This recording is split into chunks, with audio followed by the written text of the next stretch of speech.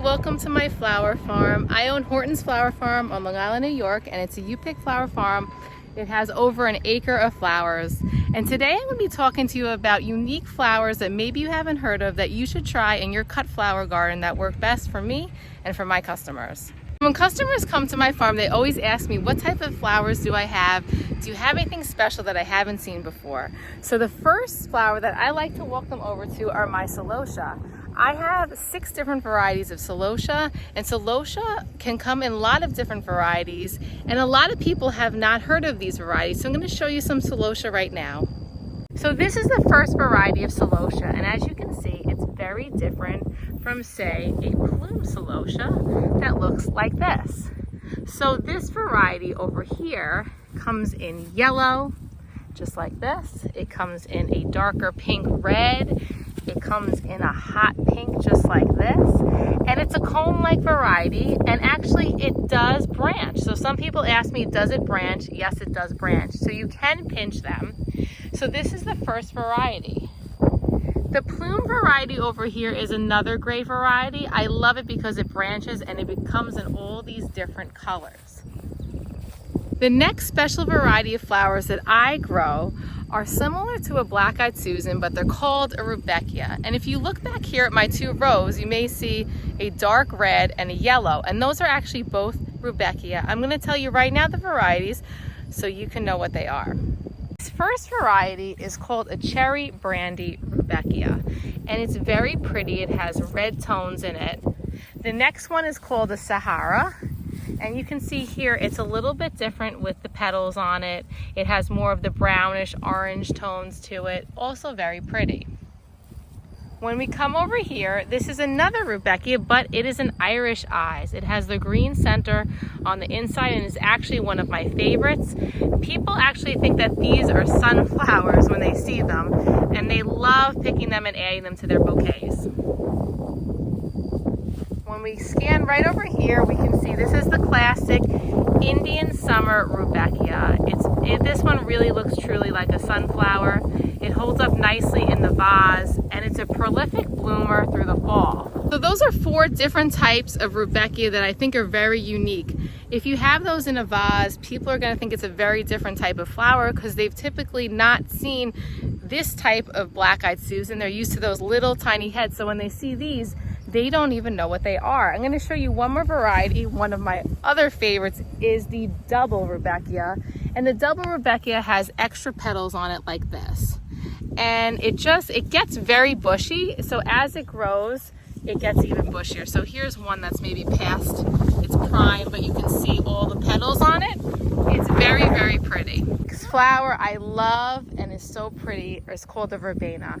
And it's a tall flower, it's a perennial, and it has really pretty, beautiful purple flowers. I love the Verbena because the stems are so tall on it, so if you want a taller bouquet, it's perfect for that. Look at how pretty the stems are on that, right? This is really pretty. It's like a very delicate flower, very different, things people have never seen before. So the Verbena is my ultimate purple flower for something different that people haven't seen before. Next one is Ageratum, and a lot of people are used to this blue Ageratum, but this year I came across a variety that was called a mixed variety from Johnny's Seeds, and it has in it purples, whites. Look at this variety, how pretty. It's very light. It has, look, almost like pinkish tones to it. So this is white, purples mixed, and it's very pretty. I tried it out. You can see it's very different from the blue.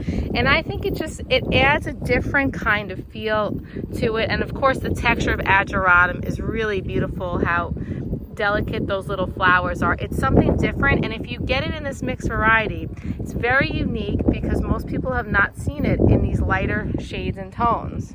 Okay, and last but not least, what I'm walking over is one of my favorite flowers to have my customers pick, and actually they don't tend to pick it as much. And I have to tell them, you really should pick this flower because this is the perfect flower that is already dried flower. It will stay forever. And this is the row of Gomphrena right over here and up here. And this year I grew raspberry, a light raspberry and a darker like raspberry color. And this is just so unique because these little heads on here, if you can see them, They're like paper if you touch them. I don't know if you could hear it. But they're already the perfect dried flower, and they come on longer stems. So when you cut them, you get a longer stem, and there's like 5 different ones on it. I will show you right now. Let's see. If I were to pick this one, just like this, you get the whole stem like that in your bouquet. You get a lot of little ones. It's very, very cute. So I tell everybody to pick one of these because when you put in the vase, it just gives it a little bit different texture. You don't need a lot of this. I grow a lot because it's pretty. I would say people pick like 1 or 2, but it's something different.